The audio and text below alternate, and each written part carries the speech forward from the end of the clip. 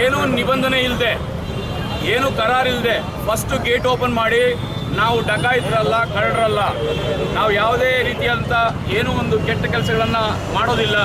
ಒಳಗಡೆ ನಿಮಗೆ ಒಂದು ಸ್ಲೋಗನ್ನು ಕೂಗಲ್ಲ, ನಮ್ಮ ಸ್ಟಾಫ್ನ ಒಳಗಡೆ ಬಿಡಿ. ಯಾಕಂದರೆ 144 ಸೆಕ್ಷನ್ ಇರುವಾಗ ನಾವು ಫುಟ್ಪಾತಲ್ಲಿ ಇಲ್ಲಿ ಕೂತ್ಕೊಂಡು ಮಾಪ್ ಸೇರಿಸೋದು ಒಂದು ಅಫೆನ್ಸ್ ಆಗುತ್ತೆ. ಬೇಡ, ನಾವು ಯಾವುದೇ ರೀತಿಯಾದಂಥ ಶಾಂತಿಯುತವಾಗಿ ಯಾವುದೇ ಇದನ್ನು ಮಾಡಬೇಕಾಗುತ್ತೆ. ಒಳಗಡೆ ನಮ್ಮನ್ನು ಬಿಡಿ ಅಂತ ಕೇಳಿದ್ದಕ್ಕೆ ನಾವು ಬಿಡೋಕ್ಕಾಗೋದಿಲ್ಲ, ನಿರ್ದಾಕ್ಷಿಣ್ಯವಾಗಿ CPMG ಹೇಳಿದ್ದಾರೆ. ನೀವೇನು ಬೇಕಾದರೂ ಮಾಡ್ಕೊಳ್ಳಿ ಇದನ್ನು ಹೇಳಿದ್ರು. ಅದಕ್ಕೆ ನಾವು ಹೇಳಿದ್ದೀವಿ, ಮೆಮೊರಾಂಡಮ್ನ ನಾವು ಕೊಡೋದಿಲ್ಲ ನಿಮಗೆ. ನಾವೇನು ತಯಾರಿ ಮಾಡ್ಕೊಂಬಂದಿದ್ದೀವಿ, ಮೆಮೊರಾಂಡಮ್ ನಿಮಗೆ ಕೊಡೋದಿಲ್ಲ. ನಾವು ದೌರ್ಜನ್ಯ ಮಾಡೋಕ್ಕೆ ಬಂದಿಲ್ಲ. ಇಲ್ಲಿ ಶಾಂತಿಯುತವಾಗಿ ಒಳಗಡೆ ಬರ್ತಾರೆ ನಮ್ಮ ಸ್ಟಾಫು. ನಾವು ಶಾಂತಿಯುತವಾಗಿ ಮಾಡೋದನ್ನು ನೀವು ತಡ್ಕೊಳ್ಳೋಕ್ಕಾಗ್ತಾರೆ. ನೀವೇ ನಮ್ಮನ್ನು ಪ್ರವೋಕ್ ಮಾಡ್ತಾ ಇದ್ದೀರಿ. ಯಾವುದೇ ಅಹಿತಕರ ಘಟನೆಗಳಿಗೆ ನೀವೇ ಕಾರಣ ಆಗ್ತೀರಿ. ಅಡ್ಮಿನಿಸ್ಟ್ರೇಷನ್ ಈಸ್ ರೆಸ್ಪಾನ್ಸಿಬಲ್ ಅಂತ ಹೇಳಿದ್ದೀವಿ. ನಂತರ ಮುಂದಿನ ದಿನಗಳಲ್ಲಿ ನಾವು ಏನು ಅದನ್ನು ಕ್ರಮ ತಗೋಬೇಕು, JCA ವತಿಯಿಂದ ನಿರ್ದಾಕ್ಷಿಣ್ಯವಾಗಿ ನಾವು ಏನು ಡಿಸಿಷನ್ ತಗೊಳ್ತೀವಿ ಆ ಡಿಸಿಷನ್ಗೆ ನಾವು ಬದ್ಧರಾಗಿರ್ತೀವಿ ಅಂತ ಹೇಳಿ ಅವರಿಗೆ ಎಚ್ಚರಿಕೆಯನ್ನು ಕೊಟ್ಟು ಬಂದಿದ್ದೇವೆ. ಇವತ್ತೊಂದು ದಿವಸ ನಾವು ಮೆಮೊರಾಂಡಮ್ ಕೊಟ್ಟಿಲ್ಲ. ಆದ್ದರಿಂದ ದಯವಿಟ್ಟು ಕಾಮ್ರೇಡ್ಸ್ ಯಾರೂ ಕೂಡ ಮನಸ್ಸಿಗೆ ಬೇಜಾರಾಗೋ ನೆಸಿಟಿ ಇಲ್ಲ. ಯಾಕೆಂದರೆ ನಿಮ್ಮ ವಿರುದ್ಧವಾಗಿ ನಾವು ಮಾಡಿಲ್ಲ. ಒಳಗಡೆ ಹೋಗಿ ಇಷ್ಟು ಹೊತ್ತು ನಾವು ಬೆಗ್ಗರ್ಸ್ ಅಲ್ಲ ಅಂತಲೂ ಕೇಳಿದ್ದೀವಿ. ನಾವು ಭಿಕ್ಷಕರೆಲ್ಲ ನಿಮ್ಮ ಹತ್ರ ಕಾಯ್ಕೊಂಡು ನಿಂತಿರೋದಕ್ಕೆ ಬಂದು ನಮ್ಮನ್ನು ಡಿಸಿಷನ್ ಇದು ಮಾಡ್ಕೋಬೇಕು.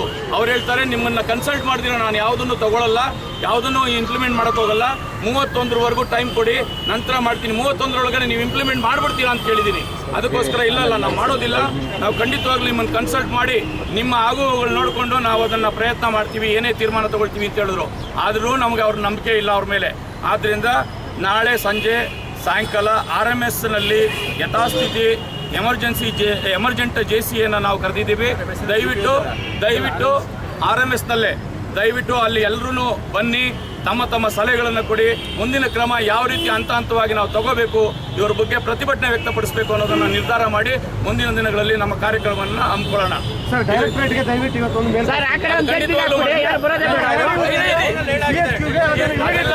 ನಾವು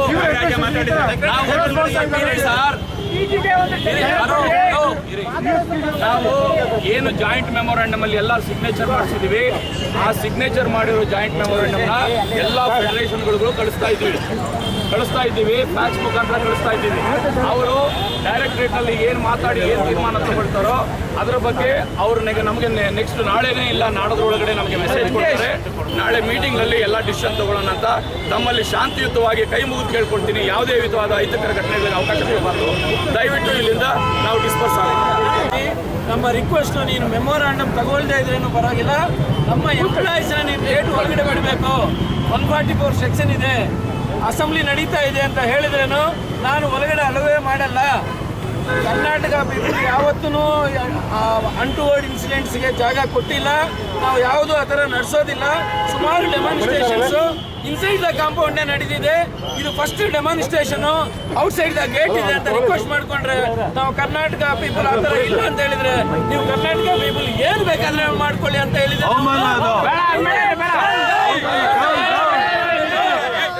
ಸ್ಟ್ರೈಕ್ ಮಾಡಬೇಕು. ಅವನು ಸಾರಿ ಕೇಳಬೇಕು. ಕರ್ನಾಟಕ ಪೀಪಲ್ ಅವನು ಬೇರೆ ದೇಶದಿಂದ ಬಂದಿರೋನು, ಬೇರೆ ರಾಷ್ಟ್ರದಿಂದ ಬಂದಿರೋನು, ಅವನು ಸಾರಿ ಕೇಳೋ ತನಕ ನಾವು ಬಿಡೋದಿಲ್ಲ. ನಾವು ನೋಟಿಸ್ ಕೊಡಬೇಕು. ನಾನು JCA ಮೀಟಿಂಗ್ ಕರೆದು ಇಂಡೆಫಿನಿಟ್ ಸ್ಟ್ರೈಕ್ಗೆ ನೋಟಿಸ್ ಕೊಟ್ಬಿಟ್ಟು ಅವನು ಸಾರಿ ಕೇಳಲೇಬೇಕು. ಎಲ್ಲ ಪೋಸ್ಟಲ್ ಎಂಪ್ಲಾಯೀಸ್ ಹತ್ರ, ಕರ್ನಾಟಕ ಸ್ಟೇಟಲ್ಲಿರೋ ಪೊಲೀಸ್ ಪೋಸ್ಟಲ್ ಎಂಪ್ಲಾಯೀಸ್ ಹತ್ರ ಅವನು ಎಕ್ಸ್ಕ್ಯೂಸ್ ಕೇಳಲೇಬೇಕು. ನೀವು ಏನಾದರೂ ಮಾಡ್ಕೊಳ್ಳಿ ಅಂತ ಧೈರ್ಯವಾಗಿ ಹೇಳ್ತಾ ಇದ್ದಾನೆ ಅವನು. ನಮ್ಮ ಕೆಪಾಸಿಟಿ ಏನು ಅಂತ ನಾವು ತೋರಿಸ್ಬೇಕು. ಚಂದ್ರಶೇಖರ್, ನಾನು ಸಂಚಾಲಕನಾಗಿ ಜಂಟಿ ಕ್ರಿಯಾ ಸಮಿತಿ, ಎಲ್ಲ ಪೋಸ್ಟಲ್ ಟ್ರೇಡ್ ಯೂನಿಯನ್ಸ್ನ ಜಂಟಿ ಕ್ರಿಯಾ ಸಮಿತಿಯ ಸಂಚಾಲಕನಾಗಿ ಮಾತಾಡ್ತಾ ಇದ್ದೇನೆ. ಇಂದಿನ ಒಂದು ಪ್ರತಿಭಟನಾ ಸಭೆ ಮತ್ತು ಈ ಮೆಮೊರಾಂಡಮ್ನ ನಾವು ನಮ್ಮ CPMG ರಾಮಾನುಜನವರಿಗೆ ತಲುಪಿಸಬೇಕು ಅಂತ ನಾವು ಇವತ್ತು ಬೆಳಿಗ್ಗೆ ಅವರಿಗೆ ಇನ್ಫಾರ್ಮೇಷನ್ ಕೊಟ್ಟು ಕಳೆದ ಒಂದು ಶುಕ್ರವಾರ ನಾವು JCA ವತಿಯಿಂದ 3 ಸಂಘಟನೆಗಳು national federation of postal employees, federation of postal employees organisation FNPO ಮತ್ತು BPEF Bharatiya postal employees federation 3 ಸಂಘಗಳ ವತಿಯಿಂದ ಜಂಟಿ ಕ್ರಿಯಾ ಸಮಿತಿ ರಚನೆ ಮಾಡಿಕೊಂಡು ಇವತ್ತೊಂದು ದಿವಸ ನಾವು ಶುಕ್ರವಾರ ಮೀಟಿಂಗ್ನಲ್ಲಿ ಡಿಸೈಡ್ ಮಾಡಿ ಇವತ್ತಿನ ದಿವಸ ನಮ್ಮ ಬೇಡಿಕೆಗಳನ್ನು ಏನು ಮಾಡಬೇಕು, ಈ ಅಧಿಕಾರಿಗಳು ಇಲ್ಲಿ ನಮ್ಮ ಮೇಲೆ ಹೇರ್ತಾ ಇರುವ ದೌರ್ಜನ್ಯ ಮತ್ತು ಏನು ಅಧಿಕಾರಶಾಹಿಗಳು ಅಂದ್ಕೊಂಡು ಅವ್ರು ಮಾಡಬಾರದೆಲ್ಲವನ್ನೂ ಮಾಡ್ತಾ ನಮ್ಮ ಒಂದು ಪಾರ್ಸಲ್ ಹಬ್ ಅಂತ ಹೇಳ್ಕೊಂಡು ಲಕ್ಷಾಂತರ ರೂಪಾಯಿ ವ್ಯಯ ಮಾಡಿ ಸಾರ್ವಜನಿಕನ ಹಣವನ್ನು ಪೋಲ್ ಮಾಡ್ತಾ ಇದ್ದಾರೆ. ಜೊತೆಗೆ ಪಬ್ಲಿಕ್ಗೆ ಸರ್ವಿಸು ಕೂಡ ಸರಿಯಾಗಿ ಸಿಗ್ತಾ ಇಲ್ಲ. ಪಬ್ಲಿಕ್ ಸರ್ವಿಸ್ ಕೂಡ ಹೆಂಗೆ ಸಿಗ್ತಾ ಇಲ್ಲ ಅಂತಂದರೆ 1-2-3 ಜೂರಿಸ್ಡಿಕ್ಷನ್ನು ದಾಟ್ಕೊಂಡು ಬರಬೇಕು. ಸಪೋಸ್ ಪೋಸ್ಟ್ಮನ್ ಹೋದಾಗ ಅವರು ಯಾರಾದರೂ ಅಡ್ರೆಸ್ ಸರಿಯಾದ ಪ್ಲೇಸ್ನಲ್ಲಿ ಸಿಕ್ಕಲಿಲ್ಲ ಅಂದರೆ ಆರ್ಟಿಕಲ್ ತೊಗೋಬೇಕಾದ್ರೆ 4-5 ಜೂರಿಸ್ಡಿಕ್ಷನ್ ದಾಟ್ಕೊಂಡು ಬಂದು ತೊಗೋಬೇಕಾಗತ್ತೆ. ನಾವು ಇದೇ ರೀತಿ ಮಾಡೋದಾದರೆ ನಮ್ಮ ಡಿಪಾರ್ಟ್ಮೆಂಟಿಗೆ ಬರ್ತಾ ಇರತಕ್ಕಂಥ ಆದಾಯವನ್ನು ಮತ್ತು ವಹಿವಾಟನ್ನು ಆದಷ್ಟು ಕಳ್ಕೊಳ್ತಾ ಇದ್ದೀವಿ. ಇದೇ ನಮಗೆ ಒಂದು ಪ್ರಾಬ್ಲಮ್ ಆಗಿರೋದು.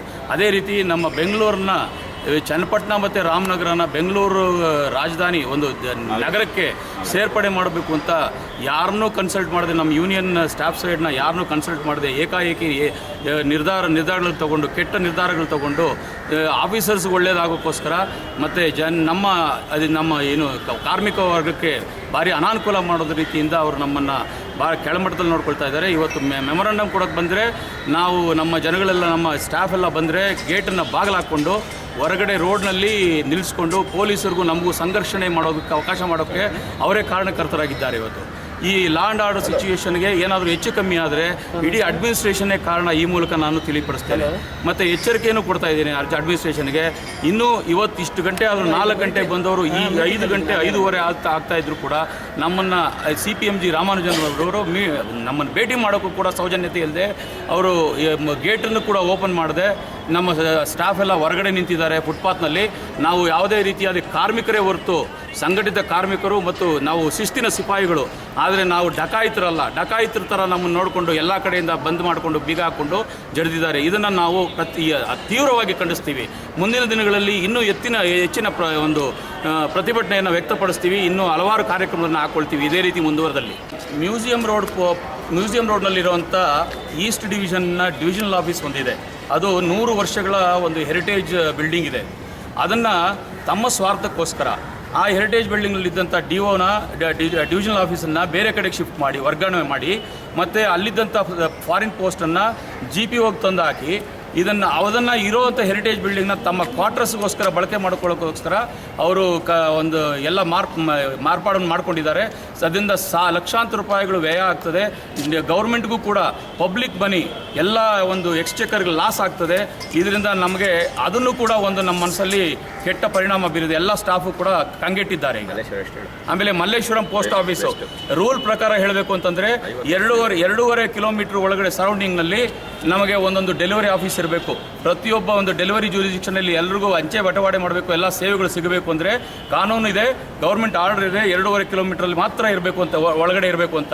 ಇವರು ಏಕಾಏಕಿ ನಿರ್ಧಾರ ತಗೊಂಡು ಮಲ್ಲೇಶ್ವರಂ ವೆಸ್ಟ್ ಪೋಸ್ಟ್ ಆಫೀಸಿಂದ ಡೆಲಿವರಿನ ಮಲ್ಲೇಶ್ವರಂ ಪೋಸ್ಟ್ ಆಫೀಸ್ಗೆ ವರ್ಗಾವಣೆ ಮಾಡ್ತಿದ್ದಾರೆ, ಜಾಗ ಇಲ್ಲದೆ ಇದ್ದರೂ ಕೂಡ. ಇದೆಲ್ಲವನ್ನು ಮಾಡ್ತಾ ಇರೋದು ನೋಡಿದ್ರೆ ಇವರು ಯಾವುದೇ ವಿಧವಾದಂಥ ಡೈರೆಕ್ಟರೇಟಿಂದ ಆರ್ಡರ್ ತೊಗೊಂಡಿಲ್ಲ, ಏನೂ ಇಲ್ಲ. ಏಕಾಏಕಿ ಇವರೇ ಸ್ವಂತ ನಿರ್ಧಾರಗಳನ್ನು ತಗೊಂಡು ತಪ್ಪು ತೀರ್ಮಾನಗಳನ್ನು ತಗೊಂಡು ನಮ್ಮನ್ನು ವರ್ಕರ್ಸ್ನ ಕೆಣಕ್ತಾ ಇದ್ದಾರೆ. ಕೆಣಕ್ತಾ ಇದ್ದರೆ ಇದು ಯಾವಾಗಲೂ ಅದು ಶಾಶ್ವತ ಅಲ್ಲ. ನಾವು ಕೂಡ ಎಚ್ಚೆತ್ಕೊಂಡಿದ್ದೀವಿ. ಈಗ ನಾವು ಸಂಘಟಿತರಾಗಿದ್ದೀವಿ. ಇವರಿಗೆ ತಕ್ಕ ಪಾಠ ಕಲಿಸ್ತೀವಿ ಅಂತ ನಾನು ಈ ಮೂಲಕ ಹೇಳ್ತೀನಿ. 31ನೇ ತಾರೀಕು ಕರ್ನಾಟಕ ಬಂದಿರೋದ್ರ ಪ್ರಯುಕ್ತ ಇದರ ಬಗ್ಗೆ ನಾವು ಕೂಡ ಕೂಲಂಕುಷವಾಗಿ ಚರ್ಚೆ ಮಾಡಿ ಮುಂದಿನ ದಿನಗಳಲ್ಲಿ ಒಂದು ಉಪವಾಸ ಸತ್ಯಾಗ್ರಹ ಕೈಗೊಳ್ಳಬೇಕು. ನಂತರ ನಿರ್ದಿಷ್ಟಾವಧಿಗೆ ಮುಷ್ಕರನೂ ಕೈಗೊಳ್ಳಬೇಕು ಅಂತ ನಾವು ಈ ಮೂಲಕ ಅವರಿಗೆ ಎಚ್ಚರಿಕೆಯನ್ನು ಕೊಡ್ತಾ ಇದ್ದೀವಿ. ಈ ಜಂಟಿ ಕ್ರಿಯಾ ಸಮಿತಿಯೊಳಗೆ ಪಾಲ್ಗೊಂಡಿರುವಂಥ ಸಂಘ ಸಂಸ್ಥೆಗಳು national federation of postal employees, federation of national postal organisation ಮತ್ತು Bharatiya postal employees federation, group C ಮತ್ತು ಪೋಸ್ಟ್ಮನ್, MTS ಮತ್ತು GDS ನೌಕರರು.